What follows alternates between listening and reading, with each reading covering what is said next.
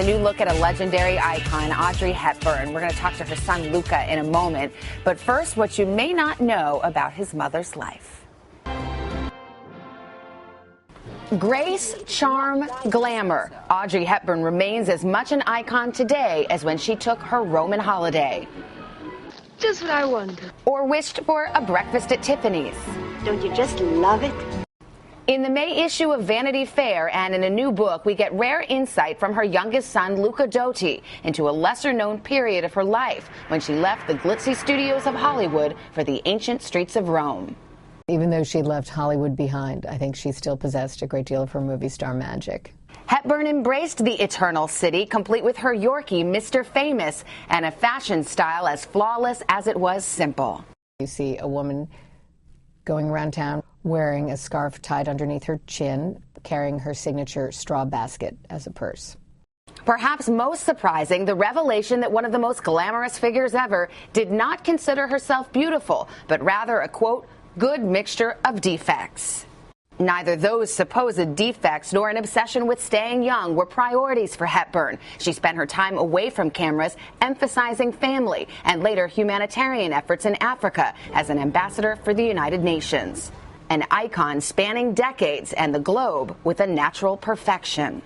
In today's world, when fame is held up as such a prime value, something to seek, that someone would take a break from it, do it so well, and kind of be the architect of her own happiness and her own life.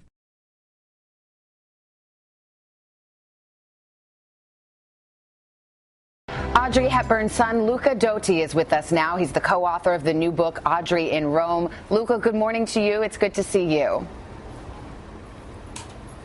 Good morning, Savannah. As I understand it, in researching this book, you went to the archives of the Reporters Association in Italy, which had more than 2,000 photographs snapped casually on the street of your mother. Were you surprised that there was this treasure trove?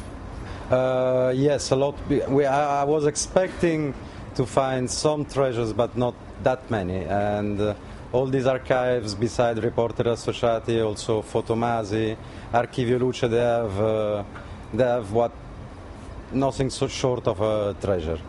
Well, she always managed, as we're seeing in these pictures, to look absolutely flawless. Was that just luck, or do you think she expected to be photographed? Well, she was a professional, so in a way she expected. But you know, the beauty behind and the reason behind the book is precisely that. It's a middle step between the private life and the public life, and that was the beauty of it. And of course, the setting in Rome helped a lot. One revelation in the book, you write that your mother never considered herself to be beautiful. And those of us who admire her find that to be pretty shocking. What did she say about that?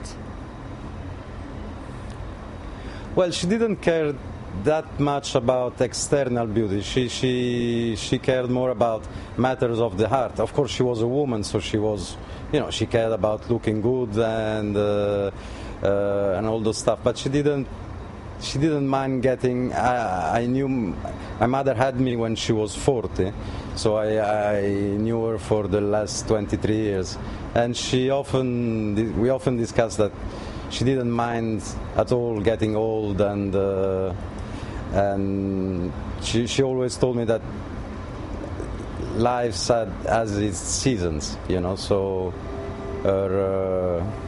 her mind was at ease on that, with that respect. Well, from these beautiful photographs, we see that she was lovely in every season. Luca Dotti, it's great to speak to you. Thank you for being with us.